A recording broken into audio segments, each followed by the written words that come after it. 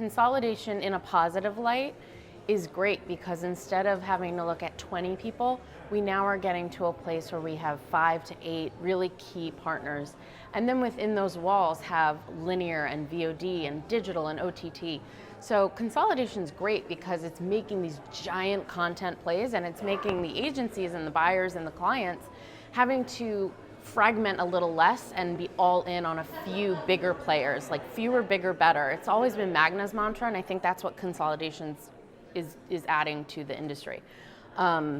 As we move forward, I think as agencies, it's almost the onus is on us to pick platforms, whether it is a Xandr or a Comcast or a third-party platform like a Trade Desk, an Amobi, so that there's fewer horses in the game. So if the agencies really kind of unify and come together and identify who the players are we want to work with, it'll be a lot easier to get all of the content players and the inventory owners to put their inventory into these, more singular places, as opposed to having to put their inventory into 17 DSPs, because the agencies are just as fragmented as the content players. So today NBC announced the Peacock. The Peacock. And let the streaming wars begin. Yep. There's a lot to sort out.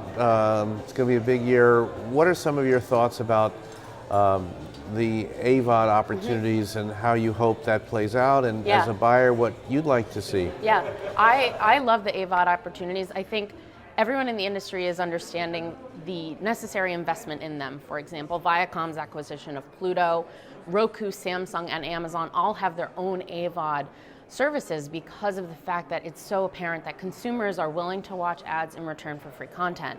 So as our own traditional players are creating their AVOD services, it's great. For buyers, it's an additional distribution endpoint. When we go to them and we buy fluidity across linear and digital, it's bringing so much more audience into that FEP piece of it that I think is just going to make our digital relationships with the traditional partners just blow it out of the water. And what advice do you have for the AVOD, but also more broadly for the premier video publishers and broadcasters around ad load and ad experience, and what do they need to do, in your opinion? Yeah, I think they just need to keep it light. Magna Media Labs did a study with Roku, actually, where we showed that one of the major reasons that people are turning to OTT and AVOD is because the ad load is half of that of traditional linear cable.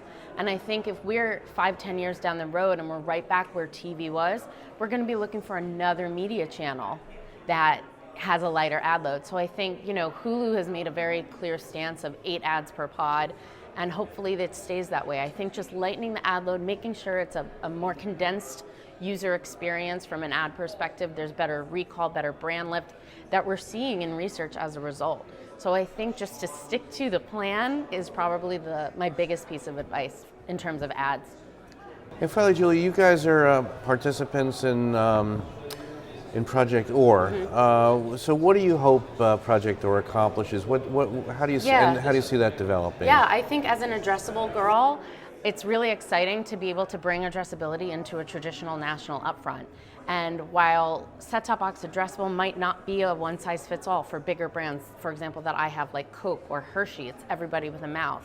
They're much larger brands. So I think the ability to still buy national, still invest in those linear channels, but at least have the ability to do copy splitting and decisioning based on who's seeing the ad is really just going to elevate the message and elevate the return on investment as a result. So I just love the idea of almost fitting something really cool and innovative into something really traditional, and that's how we're going to move the upfront forward.